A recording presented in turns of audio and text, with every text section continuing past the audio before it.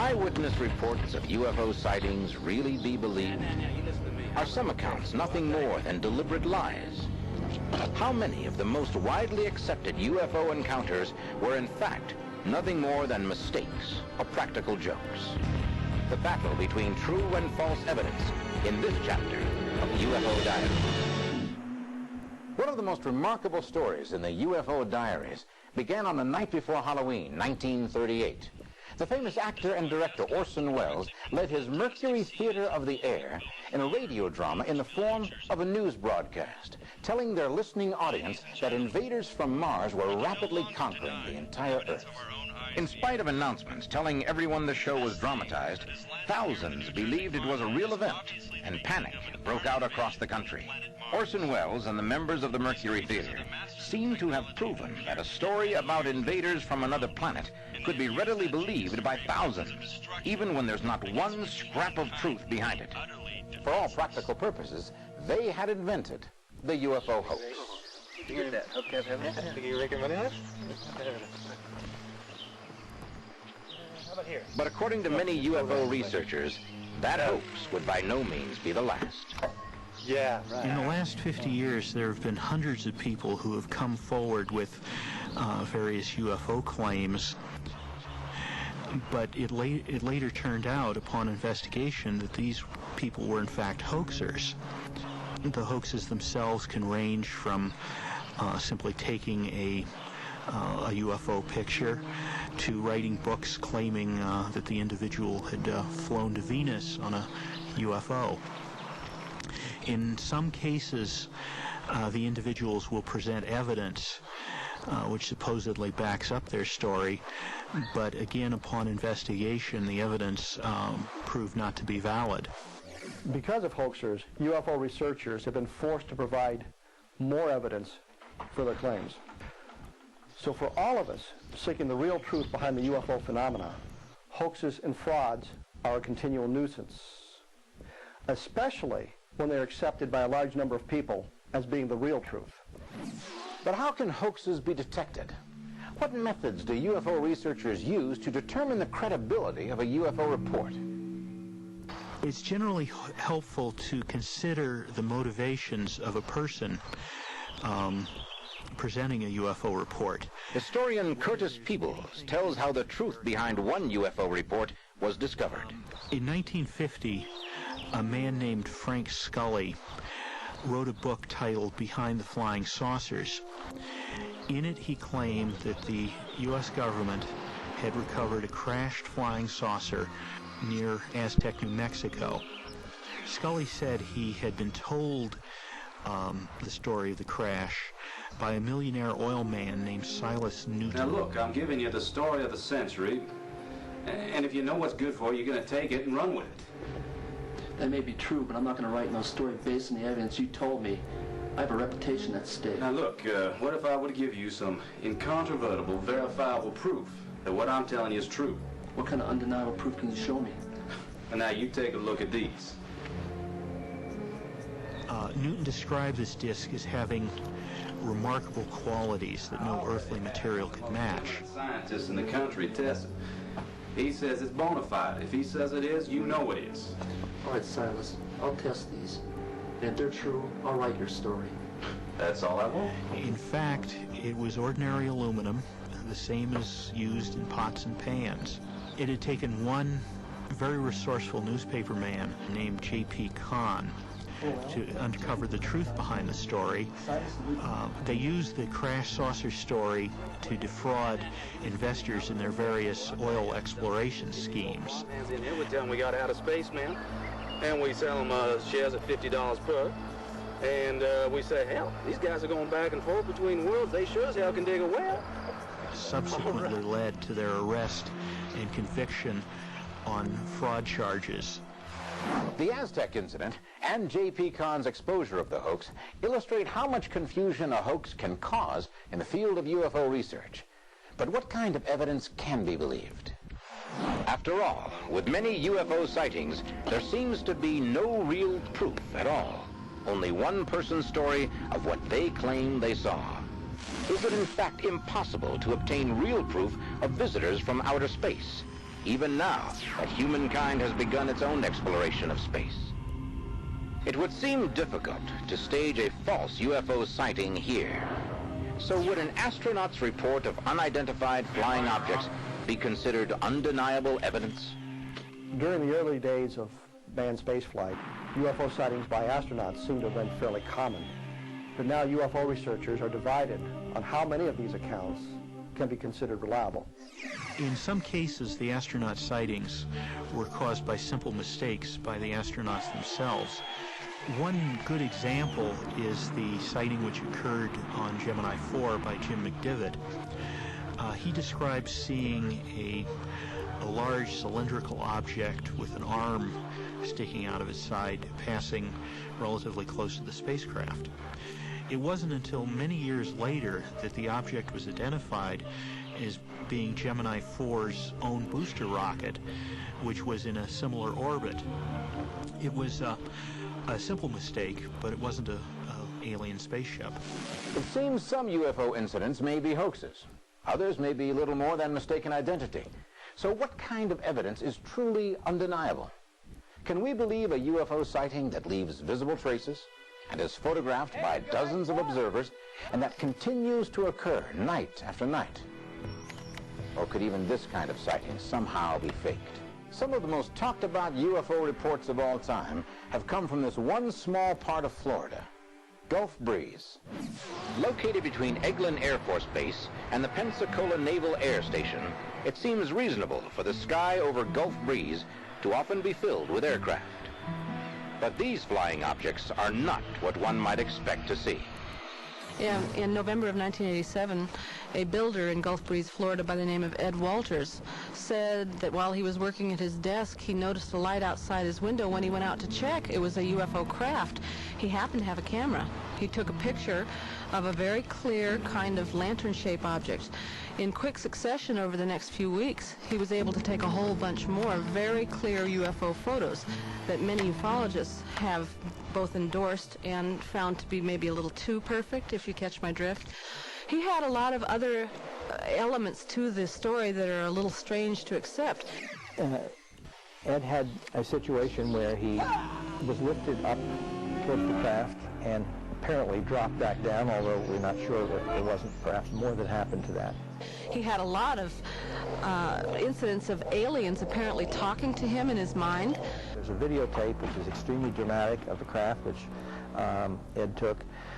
Ed was also being abducted in the middle of these experiences, some of which he's recalled consciously, some with hypnotic regressions. Very dramatic content revealed.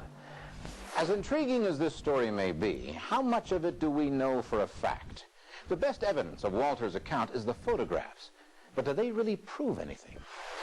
He has people that are residents of the Gulf Breeze region who corroborate his report by having seen the same type of craft. Unfortunately, there haven't been other residents in Gulf Breeze that have taken similarly clear pictures. Dr. Bruce Maccabee, who is an optical physicist and a very respected scientist, works for the government, as a matter of fact, has analyzed the films, the cameras, the whole situation, and testified to the authenticity of the pictures, and it's a very solid, very powerful case. It would seem the Gulf Breeze sightings make up the most reliable and credible accounts ever of an encounter with UFOs. But could even these reports somehow be false? Apparently, the Gulf Breeze sightings have split the UFO research field into two factions: those who believe in Ed Walter's story and those who do not. There are many inconsistencies with the Ed Walters case. Mr. William G. Heiser, an independent photographic analysis person that was retained by myself through the Polaroid Corporation, has stated that photograph 19, without a doubt, is definitely a double-exposed picture. Photo 19 was a picture of a UFO taken on a roadway. The truck that Ed Walters was driving in was off of the roadway. He took this picture through the windshield of his truck. It shows an object allegedly hovering over the roadway, shining a light from the bottom of the craft onto the roadway. There is no reflection of the UFO in the hood of the truck. The object is what we call in the envelope area of the picture, which means that there very definitely should be luminosity reflecting off of the hood of the truck. Ed Walter's son Danny has a friend named Tommy who later came out and claimed that he helped Ed Walters manufacture some of the photos, and Walters subsequently denied a lot of what was going on. And when the evidence came out that Walters had also been a party to making fake pictures during some of his children's parties, it began to look suspicious to a lot of UFO researchers. I think there's a lot that needs to be looked into. There was a model found in a home previously owned by Ed Walters. This home was bought by Sarah and Robert Menzer. The man found in the attic a model of a spaceship made out of blueprints. It was a paper model made out of blueprints that had Ed Walters' name on it. It is my opinion that Ed Walters used this model in the beginning. It was one of the prototypes that he started. He probably made many models. This was one of the earlier models. And by the way, this was not a model that was shown in any of the pictures that Ed Walters took. In my opinion, Ed put the model there after reporters and investigators had come over to his house, and rather than trash it or put it into a drawer where maybe an investigator might want to search his bedroom or whatever looking for that type of thing, he decided to put it under the insulation in the attic and just left it there, figuring it would probably never be found. They were saying, Ed Walters is very smart. He's faked all these pictures. And when he moved out, he took every single object that he owned except this one incriminating piece of evidence. That already is a suspicious thing. The debate over the Gulf Breeze UFOs has gone on for years. But are researchers any closer to a conclusion? Are the Gulf Breeze sightings true or false? To this day, the story is not corroborated by anything more than other visual reports by residents of Gulf Breeze, and there are some parts to the story that are considered unusual or unexplainable by some other researchers who have looked into it. Mr. Ed Walters has claimed to have passed 4 polygraph tests. Actually, he took 2 polygraph tests and 2 PSE tests. However, all the tests that he passed were self-sponsored tests.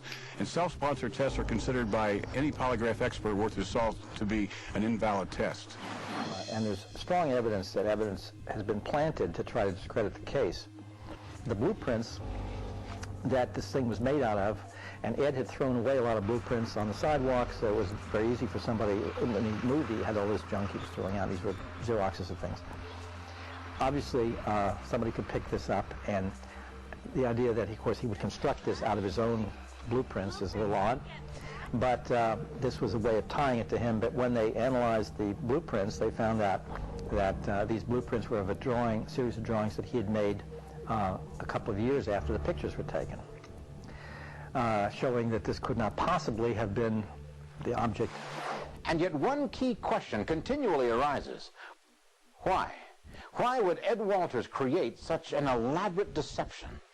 When Ed Walters realized how easily the Gulf Breeze investigators were accepting his photographs, he decided, in my opinion, to make more. It then became a national story. And by that time, in my opinion, he realized he could never turn back. It would be too embarrassing. And besides, in my opinion, he was having fun. So the debate over Gulf Breeze continues and leads us to the question, can we ever really prove a UFO event? What would it take to convince the most hardened skeptic? What if someone claimed to have not only seen a UFO, but to have seen the beings inside the craft and claimed to have physical evidence to prove it? Since the late 1970s, there have been an increasing number of people who have described being forcibly taken aboard a flying saucer and then subjected to terrifying experiments. Yet, despite all the hundreds of cases, there's very little in the way of solid, tangible evidence that these events are actually occurring. Few aspects of the UFO phenomenon are more troubling than the reports of abductions. According to a number of people who claim to have had the experience, alien intruders have kidnapped them, often from their own homes, brought them aboard their own craft, and subjected them to medical examination. But have these stories been proven to describe real events? If somebody remembers being abducted out of an automobile or a backyard of a car or a bedroom or something, very often that person is literally missing and is being searched for. We have many cases where the police are called, hours-long searches take place, and the person magically turns up exactly back in the place they had disappeared from. Furthermore, they come back with unusual marks on their bodies, with scars, with scoop marks, with bruises, and the scar might be extraordinarily dramatic, 3, 4, 5, 7 inches long. And we have this many, many times. But do scars that seem to appear from nowhere and episodes of missing time really constitute tangible proof that these abduction experiences are real? In terms of hoaxes, outright hoaxes with abductions, I think they're very, very rare. The point is, if somebody comes to you and says, I have these memories, I remember, you know, these little people around the bed, I remember floating out a window, I remember this and that. I don't know whether I'm going crazy or not. I've been to a therapist. I don't know what to make of this. It really upsets me. Taking UFOs seriously, and especially reporting them, is very difficult for many people. It may even be dangerous for them, given the fact that there's so much ridicule associated with it. Anyone who sees a UFO is often accused of being insane, hallucinating, or drunk, and it's been so for 100 years at least. Abductees know that something strange, unusual, maybe even horrific has happened to them, but they have only a very vague, in most cases, very vague memory of what it is. But they know something's there, and somehow they don't seem to be able to get to what it is. Ever since the Barney and Betty Hill case, the typical means of getting to what happened to them has been hypnosis. So why don't we count backwards from 10? Okay. 10. 10. 9. Get on that ship. They did something. Hypnosis does seem to open up this memory block or whatever is preventing recollection. And what comes out is this quite elaborate and sometimes horrific story of the abduction, with physical examination, strange beings, the whole familiar works. Does hypnosis indicate alien abductions are real? Or does it prove that something quite different may be happening? Hypnosis has a lot of problems. Its reputation as something almost mystical has haunted it for a long time. It also has some very serious questions in the scientific community. Now we're going to count from 10 to 0. One experiment was carried out in the late 1970s by Alvin Lawson, professor of English, and several associates, where they took some people who did not claim UFO abductions and hypnotized them to see what kind of abduction story they would give out. Well, they gave out a story that was in some respects quite similar to the normal abduction story. And Lawson concluded that, well, if people can tell an abduction story that's a reasonable facsimile of the real one, without ever having the experience, then there must be no experience underlying it. That in fact we do have enough, basic information in our heads that anybody can tell a convincing abduction story under hypnosis, and therefore there's no reason to believe that there's any sort of genuine experience underlying these stories. Does this experiment prove that so-called abductees are telling the truth? Or are they only relating some experience they imagined that somehow seems as real to them as any other? Hypnosis is certainly no absolute truth serum. It's no proof that the remembered event is true. People can confuse reality and imagination while under hypnosis. But many UFO researchers believe the abduction stories are still significant, whether they were obtained through hypnosis or not. If you had to just explain what people remember consciously with no hypnosis involved, it would be a massive problem for the skeptics to deal with. We use hypnosis because it works. It seems that some UFO researchers have indeed set a high standard for the kind of evidence they will accept as genuine. So how many UFO reports survive this kind of scrutiny? How will we finally know when we have undeniable evidence? If intelligent beings from another world are visiting us here on Earth, it seems reasonable to believe they are far superior to us in intelligence and technology. With this logic, one might suspect that they would be able to study us, even interact with us, without ever leaving positive evidence of their presence here. Does this mean then that we'll never be able to prove or disprove the existence of extraterrestrial beings on Earth? It's a question of evidence. Are the abduction accounts alone sufficient to prove the event is occurring, or is something more tangible needed? Something like, say, the landing on the White House lawn. I don't understand the motivation for making general statements like, if these things exist, where's the physical evidence? All elements of physical evidence that you could possibly want exist. We have pieces of material that allegedly came from a flying saucer in private hands. We have landing trace cases where the UFOs, the flying saucers, interact with the environment, and there are things that can be studied there. We have photographic cases where the computer enhancement techniques and whatnot have not been able to tell us a mechanism for hoaxing the photos. We have not found the strings holding the object up, for example. There are videotapes, there are movie footage. There are good eyewitness accounts from credible individuals. There are multiple witness cases. Every criticism offered by the debunkers, and I separate the debunkers from the skeptics, but every explanation offered by the debunkers as a reason for not believing in the UFO phenomenon is not a credible reason. Because people have been seeing UFOs on every continent, in every culture, dating back hundreds or thousands of years, all over the world. Millions and millions of people, and these are eyewitnesses. If it was in a court of law, their testimony would be enough to send you away to jail. But because it's UFOs, it's weird, well, that can't be true. I think probably 90% of all UFO sightings are misidentifications of explainable phenomenon, but it's also true that 9 out of 10 UFO sightings aren't reported at all. We really have no idea how many people over the years have seen these things, but the numbers are staggering, and the reports are consistent. The question of whether humans are alone in the universe has been debated for centuries. The answer may come sooner than we expect, and in ways we cannot anticipate. But until then, the world still awaits for absolute proof of the truth or falsehood of UFOs. And we will continue to watch the skies and carefully record every bit of evidence in the UFO diaries. Are alien invaders abducting Earth's citizens?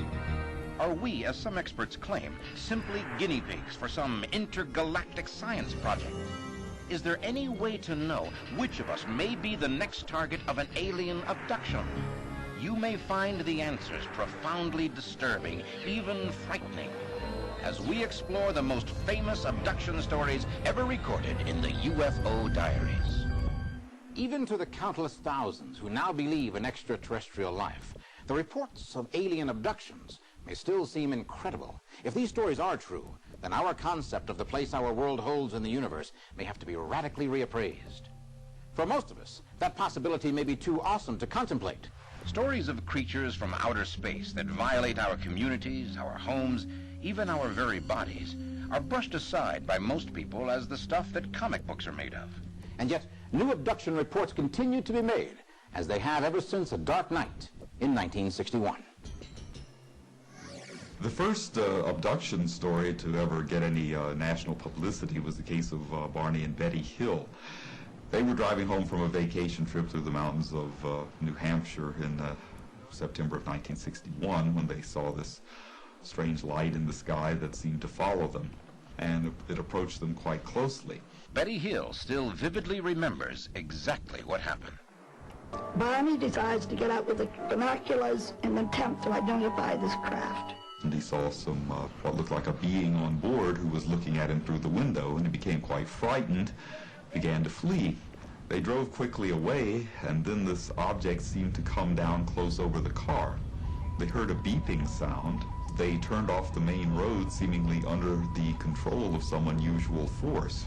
As they got there, a roadblock of several unusual-looking individuals stopped them, and they got out of the car and followed these strange beings into this space.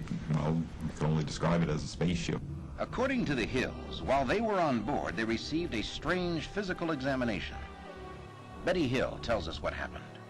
They checked our eyes, ears, nose, throat, took samples of our hair, scraping of our skin. And were then released. What seemed like a moment later, they heard a second set of beeping sounds, and they seemed to lose all memory of what had happened during the time between the two sets of beeps. And they just sort of drove on home, knowing that they'd seen a UFO, but not thinking anything else of it. The story the Hills told of their experience seems too bizarre to be believed. Is there any tangible proof of their UFO encounter? After the Hills reported the incident to local authorities, Air Force astronomer Walter Webb was assigned to investigate their story. According to Walter Webb and other researchers who have since investigated the case, Mrs. Hill had no special knowledge of astronomy, only a remarkable memory. And while Betty was aboard the ship, she was conscious enough to look around and ask questions. And she saw what appeared to be a star map on the wall on the inside of this ship.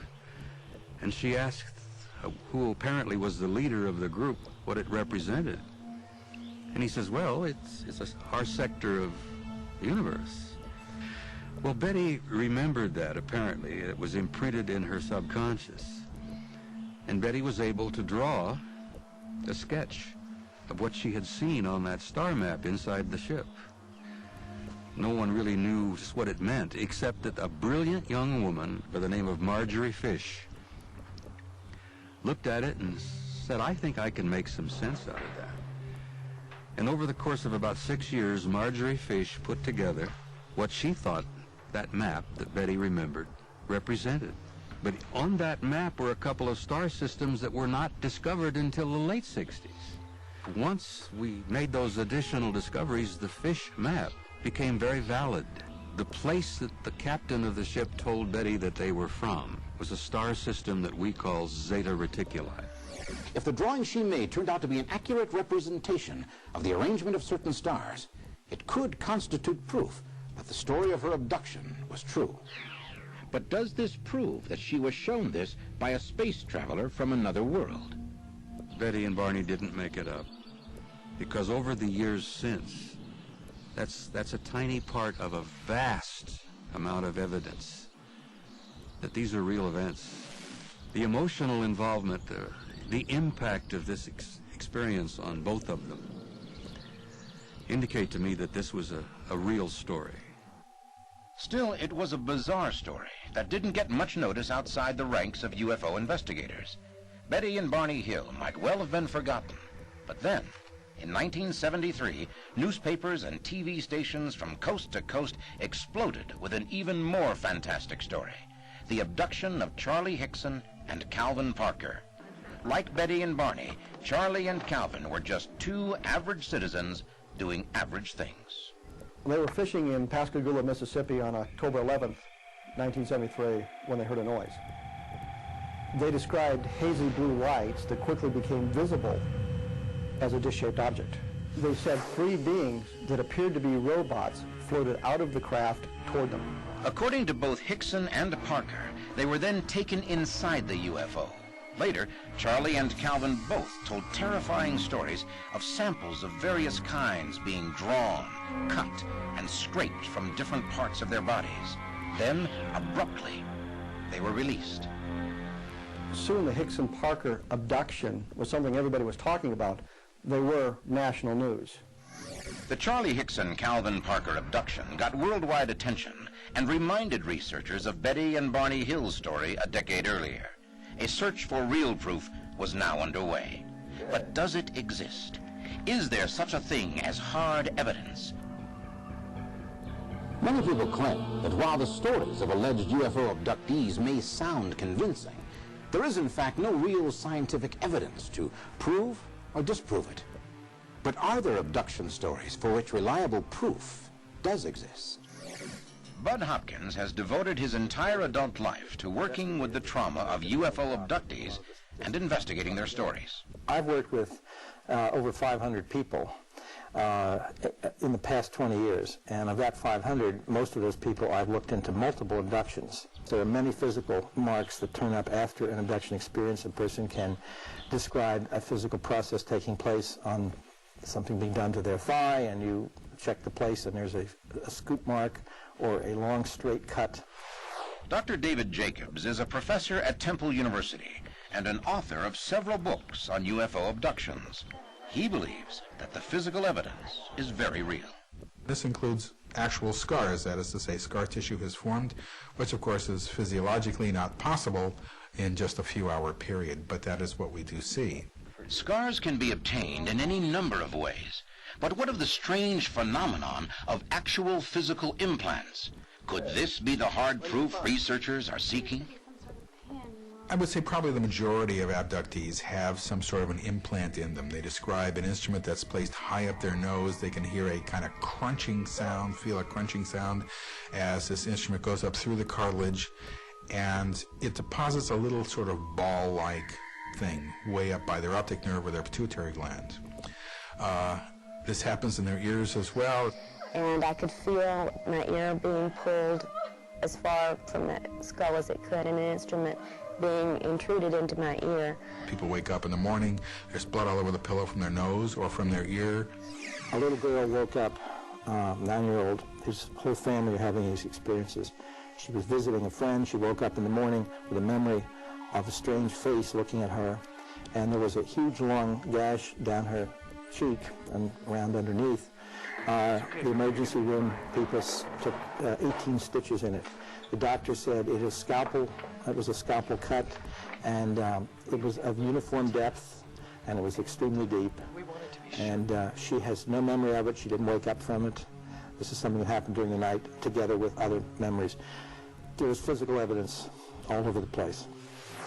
Not only that, but people are physically missing from their normal environment. That is to say, they're not there. When they're in an abduction event, their parents are looking for them if they're kids, or their husband or wife is, doesn't know where they are. They're actually missing. Dr. Carla Turner works with dozens of people who claim to have been abducted by UFOs. She believes that some abductees never fully recover from the shock and terror of what happened to them. I had no intention of becoming a UFO researcher, but the issue was forced on me by the beings who invaded my life and my home and my family, everything. There can be no doubt that something real and deeply traumatic has happened to these people. Their whole concept of reality has been shattered by bizarre and inexplicable events. They certainly can no longer laugh at the idea of flying saucers and people from outer space the way other people can. And yet apparently, many abductees seem to lead normal lives for many years before remembering this traumatic event. Kathy Davis, for example, remembered one of the most terrifying of all alien encounters, the loss of her unborn child. I met Kathy Davis in 1983 when she wrote to me about these marks that turned up on the ground after an odd experience. Hello, Mr. Hopkins. This is Kathy Davis. Can you help me? I can't sleep. I don't know what's the matter with me. So what if we count backwards from 10? Okay. 10. 10. Well, it was on the ranch. There were too many things happening that didn't make sense. The tool shed door was open, and I know I closed it. But I couldn't see anything in there when I looked.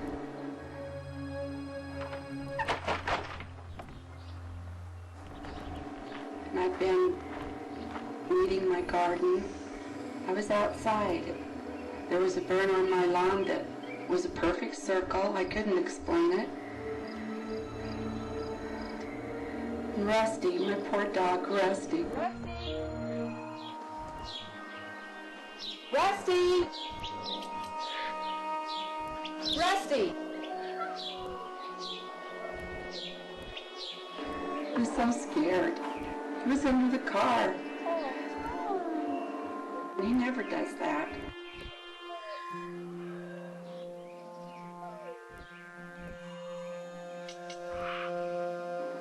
As I was standing on my porch looking around, there was light. A light over me. And they come down and they got me. Somebody got me. And I was there. I was on the table. He hurt me. He hurt me bad. My baby's gone. Did they take my baby? Where is he?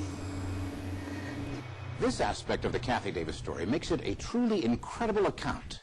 Might there not be some other explanation to the sudden and mysterious end to Kathy Davis's pregnancy? But we've done a lot of tests, lots of tests, and they've all come back negative, and I'm afraid you're not pregnant. But Kathy had been sure she was pregnant. Could she have been mistaken? Was her abduction experience simply a vivid dream? There is no doubt that the aliens are profoundly interested in human reproduction. The missing fetus aspect of the UFO abduction phenomena is far more widespread than people would like to believe. Kathy Davis's multiple encounters are not that rare either, and apparently this has happened to me too. When we finally got up enough information, we felt comfortable to talk with other family members, and it was several hours long of talking about the whole phenomenon. My former husband glanced over at his wife and he said, "I guess maybe that's what happened when you lost the baby." And I said, "I never lost a baby." And he said, "No, you've got to remember this, that in 1970, while I was on birth control pills, that I had become pregnant, and that a couple of months later I had had a very painful miscarriage. I was in a lot of pain. I was hysterical. I wouldn't let him take me to the doctor. And even after he told me this, I had no conscious memory of this occurring." The problem with the abduction phenomenon is that it begins in infancy and goes through old age, and it does not stop from what we can tell. So everybody who's had abduction experiences oftentimes can look forward to having them again, and that's one of the really unfortunate aspects of this.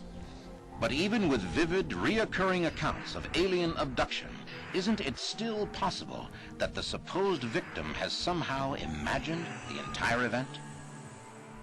In terms of hoaxes, outright hoaxes with abductions, I think they're very, very rare. And if that is true, could we believe a similar story if it were verified by other witnesses? There are good eyewitness accounts from credible individuals. There are multiple witness cases. The most astounding tale of abduction was reportedly seen by many people. Would you believe your own eyes if you saw it? How come they're not seen over New York City? Those cases exist. In our quest to learn the truth about the many accounts of alien abductions, we find that many such stories have come out only under hypnosis. And in the minds of many people, this invalidates the stories as reliable evidence.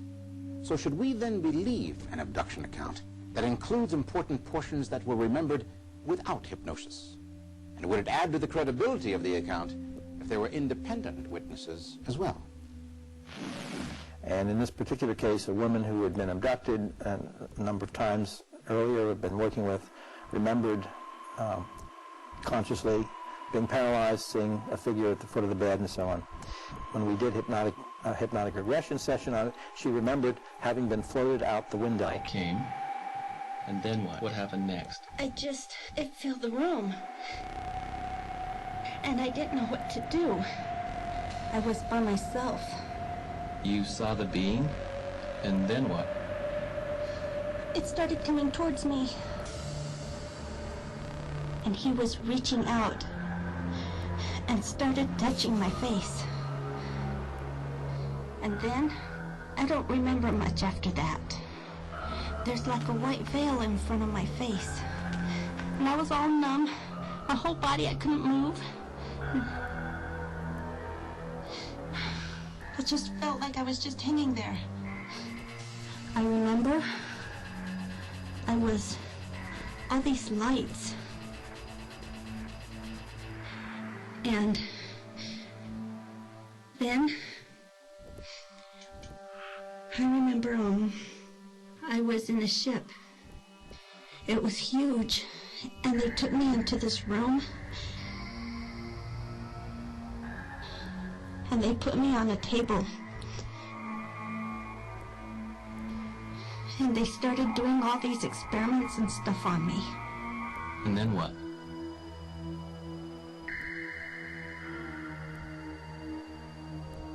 I'm not really sure.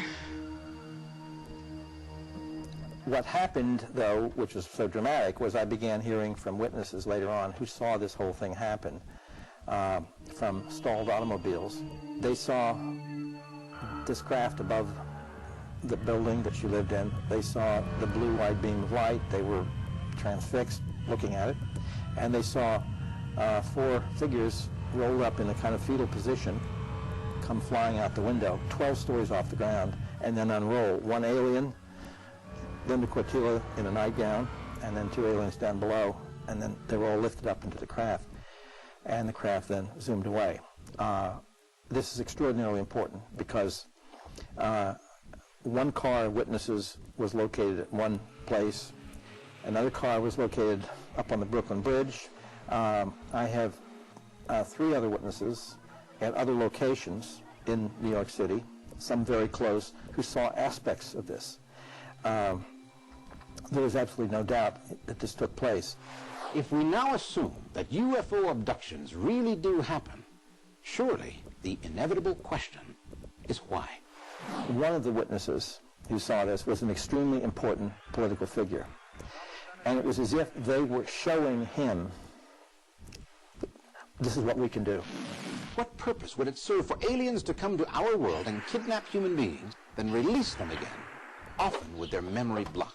It would seem that this is an attempt on the part of the UFO phenomenon to have a role in effect, or to let's say, affect world politics. Is there any way to know who is likely to be the next abductee? Are the abductions part of some mysterious, larger mission, or just random acts? There's no question in my mind that the abductions clearly represent an agenda the aliens have for humankind. UFO researchers have documented hundreds of reports of UFO abductions. Are there any distinct patterns to these alleged abductions? Or do they seem to be utterly random? Well, it seems to me the range of people who are involved in these experiences is total. It's the entire cross-section of the community. Farmers, working people, military people, housewives, children. And this is a real zinger that a lot of people don't know about, but it involves university professors, and it involves prominent politicians. We see it as being primarily clinical. That is to say, there is a certain agenda that they are fulfilling that uses human beings. Exactly what the endpoint of that agenda is, we're not sure of. It would be nice to think that perhaps humanity and the best parts of humanity are common to other parts of our huge creation we call the universe. Why not check in on our little brothers, so to speak? That's one theory. But the fact is we don't see them as coming here to help us, to cure cancer, to stop war, or anything like that. Instead of mining for gold, they mine the human body and the human energy. They take from us physical materials. We don't know what they do with them. They take from us emotional energy. We are a great resource. And it's a one-way proposition as far as I can tell. They take and give nothing back. But yet we don't see them coming here to take us over, to do bad things to us. Many people in this field of research believe that the aliens are taking material from us in a desperate bid to save their degenerating race. I'm not one of those who buys this. However, this is a reproductively oriented phenomenon, and the end point from what we can see is the production of sort of small kind of babies that most people say don't look alien and they don't look human. They sort of look like a cross between the two. Most abductees will call them hybrids. We feel that the production of these offspring of the hybrids is one of the major purposes of the abduction phenomenon, but we don't know exactly why yet. I would think perhaps that the fact that our species has been here as long as it has and has failed to overcome certain deep problems within mass humanity and individual humanity could be of great interest to those who have been able to overcome it. Now, that's another theory. Genetic experiments, dying races from another world. So much of the abduction phenomenon seems to be based solely on mere speculation. And yet, to those who claim to have had the experience, all of this is very real and utterly terrifying, something that has changed their lives forever. Is humankind being used as part of some cosmic science project? Are there a multitude of alien races visiting our world, each with a different purpose for being here? Could it be someday soon they will make their presence known? Is it possible that this is all just preparation for a future intergalactic cooperation? Until then, the mystery of alien abductions will remain the most troubling of all the entries in the UFO Diaries.